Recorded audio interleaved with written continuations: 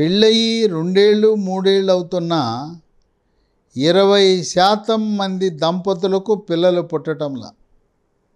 Doctor దగ్గరికి వెళ్ళి వీర్యము పరీక్ష చేయించుకుంటే వీర్యకణాల సంఖ్య తక్కువ, ఆ ఉన్న వీర్యకణాల్లో కూడా చలనము సరిగా లేకపోవటం, చలనమున్న వాటి యొక్క రూపురేఖలు. ఈ వీర్యకణానికి ఒక ఆకారం అనేది ఉంది. తల, మెడ, దేహము, తోక. ఇవన్నీ కూడా చక్కటి ఆకారము కలిగిన వీర్యకణాలు మాత్రమే పిల్లలు పుట్టడానికి సహాయపడతాయి. ఇటువంటి వీర్యకణాలలో లోపాలు ఉండటానికి 10 రకాల కారణాలు ఉన్నాయి. ఒకటి, చిన్నప్పుడు చెవు ముందు భాగాన ఉండే లాలాజల గ్రంథి అవి ఉబ్బి లావయ్యి జ్వరం వచ్చి దీన్ని గవత బిళ్ళలు, మమ్స్ అంటారు. ఇది తల్లిదండ్రులు వాళ్ళ కుమారుడికి చెప్పాలి, నాయనా నీకు చిన్నప్పుడు గవత బిళ్ళలు వచ్చినాయి, భవిష్యత్తులో ఎప్పుడైనా డాక్టర్లు అడిగితే చెప్పు అని. ఈ గవత బిళ్ళలు వచ్చినప్పుడు వృషణాలు కుచించుకుపోతాయి, చిన్నగా అయిపోతాయి. కనుక చిన్నతనంలో ఎవరికైనా మమ్స్ వచ్చుంటే వాళ్ళ వీర్యకణాల సంఖ్య తక్కువ ఉంటుంది. 2, ధూమపానం. బీడీ, సిగరెట్టు, చుట్టా, గుట్కా, పాన్ పరాగు, నస్యము, జర్దా కిళ్ళి, కారా కిళ్ళి, ఈ పొగాకు ఉత్పత్తులలో ఉండే నికోటిన్ అనే పదార్థ ప్రభావం వల్ల వీర్యకణాల సంఖ్య తక్కువ ఉంటుంది. 3, మద్యము సేవించే వారి కళ్ళు, సారా, బీరు, బ్రాందీ, విస్కీ, విదేశీ స్వదేశీ మద్యం ఏది తాగినా వీర్యకణాల సంఖ్య తక్కువ ఉంటుంది. అయితే ఈ మధ్యకాలంలో తెలంగాణ ప్రభుత్వము హైదరాబాద్ నగరంలో నెక్లెస్ రోడ్లో నీరా కేఫ్లో నీరా అమ్ముతున్నారు. నీరా ఆరోగ్యకరమైన పానీయము, హెల్తీ డ్రింక్. దాంట్లో మత్తు పదార్థము ఉండదు. ఇది తాటి చెట్టు నుంచే తీస్తారు. కనుక మద్యము అలవాటు మాని నీరా తాగటము శ్రేయస్కరము. నీరా తాగితే వీర్యకణాల సంఖ్య పెరుగుతుంది.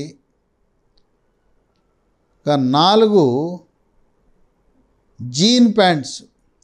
టైట్గా ఉండే జీన్ ప్యాంట్స్ వాడటం వల్ల కూడా వీర్యకణాల సంఖ్య తక్కువ ఉంటుంది. లోపల వాడే అండర్వేరు, డ్రాయరు, కాటన్ డ్రాయర్ వాడాలి. సిల్క్ది కానీ పాలియస్టర్ది కానీ వాడకూడదు. రాత్రిపూట డ్రాయరు, అండర్వేరు ధరించవలసిన అవసరం లేదు. ఆఫీసు నుంచి ఇంటికి వెళ్ళగానే తీసేయాలి. 5, సైకిల్ తొక్కేటప్పుడు సైకిల్ సీటు సరిగా లేనప్పుడు కొన్ని సందర్భాలలో వృషణాలు ఒత్తిడికి గురై సైకిల్ సీటు ప్రభావం వల్ల కూడా కొంతమందికి ఆ ఒత్తిడి వల్ల వీర్యకణాల సంఖ్య తక్కువ ఉంటుంది. 6, ఆటలు ఆడేటప్పుడు క్రికెట్ కానీ కబడ్డీ లాంటి ఆటలు ఆడేటప్పుడు గార్డు లేకుండా క్రికెట్ ఆడినప్పుడు క్రికెట్ బాల్ వృషణాలకు తగలటం ద్వారా, కబడ్డీ, బాక్సింగ్ లాంటి ఆ క్రీడలు ఆడేటప్పుడు వృషణాలకు గాయమవటం వల్ల వీర్యకణాల ఉత్పత్తి తగ్గుతుంది. 7, వృషణాల పక్కన రక్తనాళాలు ఉబ్బుతాయి. దాన్ని వైద్య పరిభాషలో వ్యారికోసీల్ అంటారు. ఈ వ్యారికోసీల్ ఉన్న వాళ్ళకు కూడా వీర్యకణాల సంఖ్య తక్కువ ఉంటుంది. 8, మనం కల్తీ ఆహారాలు. మనం తినే ఆహారాలన్నీ కూడా కల్తీనే. అటువంటి కల్తీ ఆహార పదార్థాలు తినటం వల్ల ఫాస్ట్ ఫుడ్డు, జంక్ ఫుడ్డు ఇలాంటివి తినటం వల్ల కూడా మైదాతో చేసిన ఆహార పదార్థాలు అధికంగా తినేవారికి కూడా వీర్యకణాలు తక్కువ ఉంటాయి. 9, కూల్ డ్రింక్స్. కూల్ డ్రింక్స్లో ఉపయోగించే రసాయనాలు రుచి కోసం, రంగు కోసం, వాసన కోసం ఎక్కువ కాలం నిల్వ ఉంచడానికి కూల్ డ్రింక్స్లో వాడే రసాయనాల ప్రభావం వల్ల వీర్యకణాల సంఖ్య తగ్గుతుంది. అలాగే ఫ్రైడ్ రైసు, నూడిల్సు ఇది తయారు చేసేటప్పుడు వాడే టేస్టింగ్ సాల్ట్, అజినమోటో ఉప్పు వల్ల కూడా వీర్య కణాల సంఖ్య తగ్గుతుంది. 10 థైరాయిడ్ గ్రంథి, మెడ ముందు భాగాన సీతాకోకచిలుక ఆకారంలో ఉండే థైరాయిడ్ గ్రంథి థైరాక్సిన్ అనే హార్మోను తక్కువగా ఉత్పత్తి చేసినప్పుడు రక్త పరీక్షలో T3 T4 తగ్గినా TSH పెరిగినా అటువంటి సమయంలో కూడా వీర్య కణాల సంఖ్య తక్కువ ఉంటుంది. వీర్య కణాలు సంఖ్య పెరగటానికి, చలనము పెరగటానికి, వాటి యొక్క రూపురేఖలు మెరుగుపడటానికి 10 రకాల ఆహార పదార్థాలు ఉన్నాయి. ఇవి వినియోగించటం వల్ల మీకు వీర్య కణాలు వృద్ధి చెంది పండంటి బిడ్డ జన్మిస్తాడు. మొట్టమొదటిది కోడిగుడ్డు. కోడిగుడ్డులో తెల్లసొనతో పాటు పచ్చసొన, చందమామ తప్పనిసరిగా తినాలి. పచ్చసొన తినటం వల్ల బరువు పెరగరు. పచ్చసొన తినటం వల్ల రక్తంలో కొలెస్ట్రాలు, చెడు కొలెస్ట్రాలు, బ్యాడ్ కొలెస్ట్రాలు పెరగదు. రోజుకి కనీసం 2 కోడిగుడ్లు, ఉదయం 1 రాత్రి 1 మీకు నచ్చిన విధంగా తినచ్చు.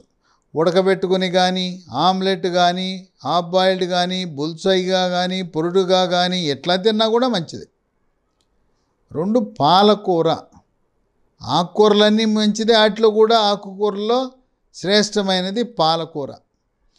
పాలకూరని ఉడకబెట్టుకుని తినాలి, పప్పు వేసుకుని తినచ్చు. దీన్ని ఇగురు, వేపుడు, ఫ్రై, రోస్ట్ చేస్తే పోషక విలువలు నశించిపోతాయి. 3 అరటిపండు. రోజు క్రమం తప్పకుండా చిన్న అరటిపండ్లు అయితే 6 తినాలి. కర్పూరం పండ్లని ఉంటాయి, ఆంధ్ర ప్రాంతంలో దొరుకుతాయి 6. అదే తెలంగాణ ప్రాంతంలో లభించే, మహారాష్ట్ర నుంచి వచ్చే ఆ రకానికి చెందినవి పొడుగాటి ఉంటాయి. 3 పూట్ల 3 తినాలి. పొద్దున్న టిఫిను, మధ్యాహ్న భోజనం, రాత్రిపూట కూడా 3 పూట్ల 3 తినాలి. అరటిపండు తింటే మీకు త్వరలో మీ వీర్య కణాల సంఖ్య పెరిగి పిల్లలు పుడతారు. 4 గుమ్మడి గింజలు. రాత్రిపూట 2 స్పూన్లు 30 గ్రాములు నానబెట్టి ఉదయాన్నే టిఫిన్తో పాటు తినాలి. 5 ఆస్పారగస్ కాడలని రైతు బజార్లలో, ఈ కూరగాయల మార్కెట్లో లభిస్తాయి. ఈ ఆస్పారగస్ కాడలు పట్టణాలు, నగరాల్లోనే ఉంటాయి. ఇవి తినటం వల్ల వీర్య కణాల సంఖ్య వృద్ధి చెందుతుంది. 6 బ్రకోలీ. బ్రకోలీ అంటే క్యాలీఫ్లవర్ను పోలి ఉంటుంది. క్యాలీఫ్లవర్ పువ్వు పైన పువ్వు తెల్లగా ఉంటుంది, బ్రకోలీనేమో లేత ఆకుపచ్చ రంగులో ఉంటుంది. బ్రకోలీ కూడా ఉడకబెట్టుకుని పులుసు రూపాన వండాలి, కానీ ఏది కూడా శాకాహార, మాంసాహార కూరలు ఏది కూడా ఫ్రై, రోస్టు, ఇగురు, వేపుడు కూరలు తినకూడదు. 7 దానిమ్మ గింజలు. రోజు ఒక దానిమ్మకాయ. దానిమ్మ రసం వల్ల ప్రయోజనం లేదు, దానిమ్మ గింజలు తినాలి. 8 వాల్నట్లు. రాత్రిపూట ఒక 6 వాల్నట్లు నానబెట్టి ఉదయం టిఫిన్తో పాటు తినటం ద్వారా వీర్య కణాల సంఖ్య గణనీయంగా పెరుగుతుంది. 9 వెల్లుల్లిపాయ. వెల్లుల్లి రెబ్బలు ఉదయాన్నే ఒక 4 రెబ్బలు నవిలేస్తే దానివల్ల వీర్య కణాలు పెరుగుతాయి. వెల్లుల్లిని రోటి పచ్చళ్ళలో, నిలవ పచ్చళ్ళలో, కూరల్లో కూడా వాడతాం. దానికంటే కూడా వెల్లుల్లి రెబ్బలు నవిలేస్తే చాలా శ్రేయస్కరము, శ్రేష్టం. 10 చిక్కుళ్ళు. పచ్చి బఠానీలు. ఈ పచ్చి బఠానీలని నానబెట్టి ఉడకబెట్టి తాలింపు పోపు వేసుకుని సాయంత్రం పూట అల్పాహారంగా తినచ్చు. లేదు పచ్చి బఠానీలను ఉప్మాలో వేసుకుంటాం, పచ్చి బఠానీల కూర వండుకుంటాం. ఏ విధంగా ఉపయోగించుకున్నా చిక్కుళ్ళు, పచ్చి బఠానీలు వీటి వల్ల వీర్య కణాల సంఖ్య పెరిగి మనకు సంతానలేమి సమస్యని అధిగమించే అవకాశం ఉన్నది. ఈ 10 రకాల ఆహార పదార్థాలను క్రమము తప్పకుండా వినియోగించటము ద్వారా మీకు ఈ సంతాన సాఫల్య కేంద్రాల చుట్టూ తిరుగుతూ ఉంటారు. డాక్టర్ల సలహా పాటించండి. వాటితో పాటు ఈ సహజ సిద్ధమైన ప్రకృతిపరమైన ఆహార పదార్థాలు మీకు ఎంతగానో తోడ్పడతాయి.